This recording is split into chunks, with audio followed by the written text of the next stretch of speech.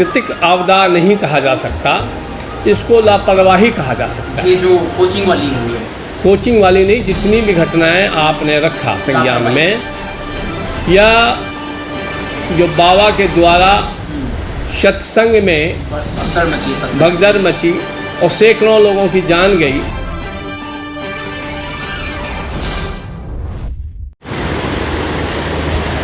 जय हिंद साथियों, जय भीम।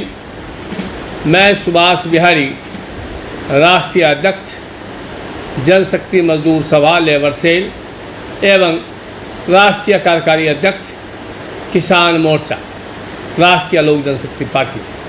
साथियों और आप तमाम प्रेस मीडिया के साथी, आप सभी को मालूम है, मैं प्रेस मीडिया के माध्यम से भी, फेसबुक इंस्टाग्राम के माध्यम से भी अपने तमाम साथियों को सूचित कर चुका हूं कि 31 जुलाई 2024 को बिहार प्रदेश मुख्य कार्यालय पटना पर एक भव्य कार्यक्रम का विशाल आयोजन किया गया है, जिसमें बिहार प्रदेश के पंचायत स्तर से लेकर प्रदेश स्तर, जिला एवं ब्लॉक स्तर के सभी कार्यकर्ता इस समारोह में शामिल होंगे।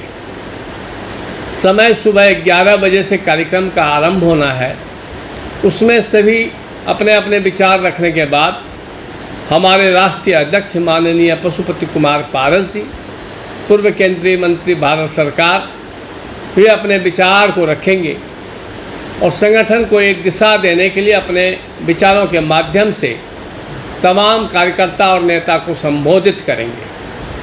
वहीं बैठक में हमारे संसदीय कमेटी के चेयरमैन, हमारे वरिष्ठ नेता दादा सूरज भान जी भी होंगे एवं बिहार प्रदेश के अध्यक्ष पूर्व सांसद प्रिंस राज जी तथा चंदन सिंह जी, हमारे युवा नेता पूर्व सांसद, वो भी इस कार्यक्रम में शामिल रहेंगे। हमारे बिहार प्रदेश के एमएलसी भूषण राय और बिहार प्रदेश के तमाम नेतागण पूरे देश से, जितने भी हमारे राष्ट्रीय कमेटी के नेता हैं, वो सभी इस कार्यक्रम में भाग ले रहे हैं। सभी बिहार प्रदेश एवं अन्य और प्रदेशों का संगठन कैसे धारदार और मजबूत हो, उसकी विस्तार कैसे किया जाए, उस पर चर्चा हो। आप तमाम साथी सादर आमंत्रित हैं। उसके साथ ही 5 अगस्त को हमारे नेता, जन जन के नेता, पार्टी के संस्थापक, पद्म भूषण से सम्मानित माननीय रामविलास पासवान जी को भारत रत्न दिलाने के लिए हम लोग 2021 से प्रयासरत हैं। जब हाउस चलता है तब तक हम लोग इस मांग को लेकर के भारत सरकार के पास अपना गुहार लगाते हैं। उसी कड़ी में पुनः फिर से 5 अगस्त को जंतर मंतर पर 5 अगस्त समय 10 बजे से 2 बजे दिन तक कार्यक्रम है। उसमें भी आप तमाम साथी जो मुझे सुन रहे हैं, देख रहे हैं, जान रहे हैं, हमारे नेता के प्रति आस्था और विश्वास रखते हैं, वो सभी साथी सादर आमंत्रित हैं। 8 अगस्त से हमारा बिहार प्रदेश से संकल्प पदयात्रा का शुभारंभ है। हमारे नेता, हमारे संस्थापक और वर्तमान राष्ट्रीय अध्यक्ष का राजनीतिक सफ़र विधायक के रूप में खगड़िया लोकसभा के अंतर्गत अलौली विधानसभा से राजनीतिक इनका सफ़र शुरू हुआ है और उस सफ़र के माध्यम से आज देश में पूरे परचम तक, सिफर से लेकर सफ़र तक, शिखर तक हमारे नेता पहुँचे हैं। वहीं से मैं यह संकल्प यात्रा शुभारंभ करूँगा। यह यात्रा भी सिफर से शिखर की ओर पूरे बिहार प्रदेश में जारी रहेगा। हमें उम्मीद है कि हमारे जितने भी बिहार प्रदेश के वरिष्ठ नेता पार्टी के, दलित सेना के हैं, उन सभी का हमें सहयोग, समर्थन और स्नेह मिलेगा। उन्हीं के ताकत पर यह पदयात्रा सफल यात्रा के रूप में, संकल्प यात्रा को हम एक ऐतिहासिक यात्रा के रूप में पेश करेंगे। उसमें भी आप तमाम साथी सादर आमंत्रित हैं। यह हमारा मुहिम अभी तक का है और ये यात्रा पूरे बिहार का पार्ट बाय पार्ट हम अलग अलग ज़िले का करेंगे। खगड़िया के अलौली विधानसभा का हर पंचायत का पहले चरण में पदयात्रा हम पूरा करके और फिर अलग अलग ज़िले का रणनीति बनाते हुए तय करेंगे। कार्यक्रम जिस दिन संपन्न होगा ज़िले का, उस दिन हम लोग अपने मांग पत्र को लेकर जिला अधिकारी के कार्यालय पर एक शिष्टाचार प्रदर्शन करते हुए अपनी मांग को रखेंगे और बिहार प्रदेश माननीय रामविलास पासवान जी के सपनों का प्रदेश बने, इस मुहिम में हम लोग इस पदयात्रा को एक सफल यात्रा के माध्यम से करेंगे ताकि तमाम जनमानस से जुड़ सकें, उनकी समस्याओं को समझ सकें और उनकी समस्याओं से निजात दिलाने के लिए हम लोग संघर्ष कर सकें। इसी उम्मीद और विश्वास के साथ हम लोग यह पदयात्रा का शुभारंभ किया है। आप साथी पत्रकार महोदय अगर कोई प्रश्न करना चाहते हैं तो आप कर सकते हैं। जैसे पद यात्रा से आप क्या संदेश देना चाहते हैं? पद यात्रा तो आप करते रहते हैं समय समय पर।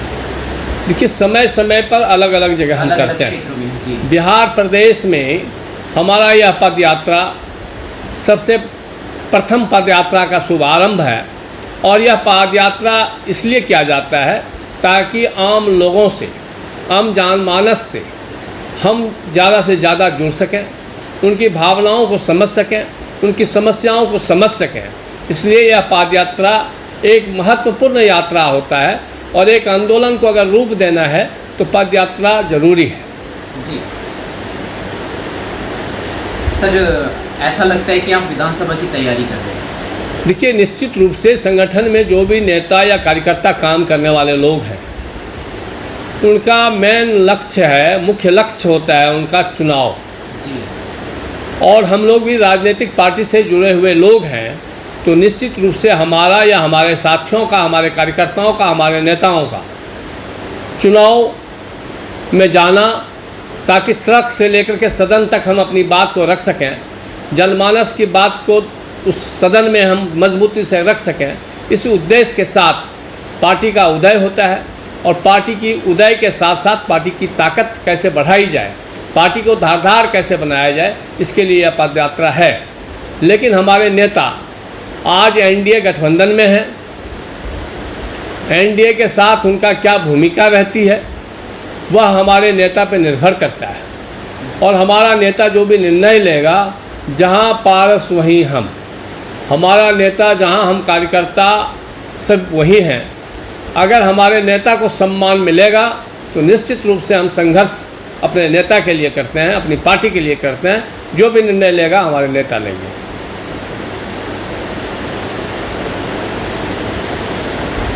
सर, किन किन राज्यों से आरएलजेपी राष्ट्रीय लोक जनशक्ति पार्टी चुनाव लड़ रही है? देखिए, राष्ट्रीय लोक जनशक्ति पार्टी पूरे देश में और सभी राज्यों में इनके संगठन मजबूत हैं जी। और भी हम इसको कैसे मजबूत कर सकें, धारदार बना सकें, इसी प्रयास में हम सभी नेता और साथी कार्यकर्ता लगे हुए हैं। रही बात कि हमारे एनडीए के साथ गठबंधन है, किन किन राज्यों में एनडीए के साथ हमारा सम्मानपूर्वक समझौता होता है उस पर तय करेंगे। अन्यथा पार्टी चुनाव लड़ने के लिए बनाई जाती है और हम लोग सभी राज्य में चुनाव लड़ेंगे। जी सर, थोड़ा मुद्दे से हटकर एक सवाल है। जैसे प्राकृतिक आपदाओं से क्या प्रशासन की जिम्मेदारी बनती है कि जगह जगह चेकिंग की जाए जहाँ पे जनसमूह इकट्ठा होता है?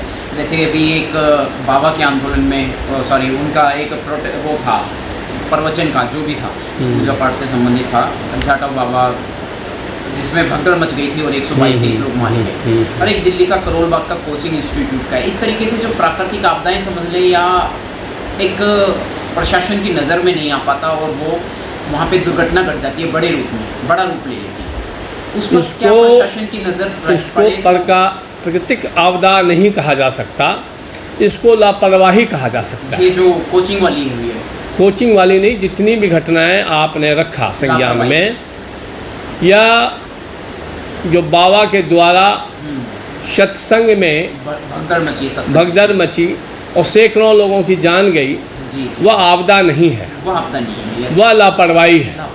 वो प्रशासन का और व्यवस्थापक का दोनों की लापरवाही है।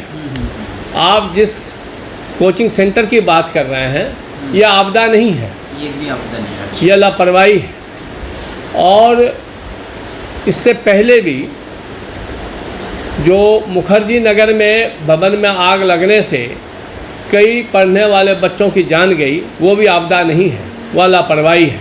वह प्रशासन की लापरवाही है, व्यवस्थापक का लापरवाही है। और इसमें निश्चित रूप से प्रशासन या व्यवस्थापक मात्र और मात्र पैसे की उगाही, पैसे की कमाई करने के लिए लोगों के जान माल से खेलते हैं। ऐसे लोगों पर कठोर से कठोर कार्रवाई हो, और इसमें निश्चित रूप से राजनीतिक लोगों का संरक्षण मिलने के कारण वो बच जाते हैं, और ऐसे लोगों पर कार्रवाई नहीं हो पाती है। इस घटना में बीट ऑफिसर से लेकर के तमाम भवन से संबंधित जितने भी अधिकारी हैं, वो चाहे प्रशासन का बैठा हो, चाहे वो अलग अलग विभाग का एजेंसी का हो, भवन की सिक्योरिटी कैसे रहे, समाज की सिक्योरिटी व्यवस्था कैसे रहे, सारी व्यवस्थाएं पे अलग अलग एजेंसी काम करती हैं। और दिल्ली में खास करके बीट प्रणाली के माध्यम से किस भवन में कैसे लोग रह रहे हैं, किस भवन में क्या कारोबार हो रहा है, इसकी जानकारी अगर बीट ऑफिसर नहीं देता है तो इसका मतलब है कि वह बीट ऑफिसर सिर्फ और सिर्फ लगान की उगाही करते हैं, और ऐसी जानकारी के नज़रअंदाज करते हुए अपने जेब को गर्म करते हैं।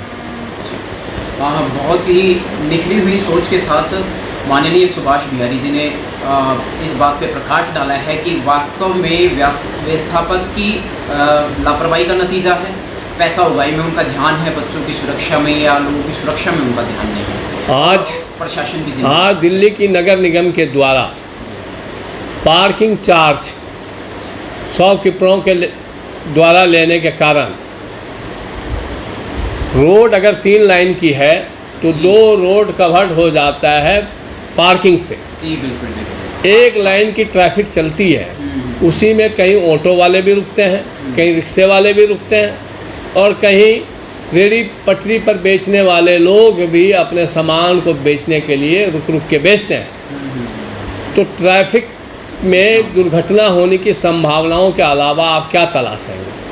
पटरी पर शॉपकीपरों के द्वारा, दुकानदारों के द्वारा अपना माल लगाना, या अपना स्कूटी, मोटरसाइकिल या अपने दुकान के सामान को रख करके, आज पैदल चलने की दुकान पे जगह नहीं है, उस फुटपाथ पे जगह नहीं है। तो नगर निगम या जितने भी एजेंसियां हैं, वो सिर्फ और सिर्फ अपनी उगाही करके कैसे हमारा घर भरे, उस चीज़ की चिंता करते हैं। दिल्ली की जनमानस का, जान माल का चिंता किसी के पास नहीं है, ना क्षेत्रीय नेता के पास है, ना क्षेत्रीय निगम पार्षद के पास है, ना क्षेत्रीय संसद के पास है, ना अलग अलग एजेंसियों के पास है।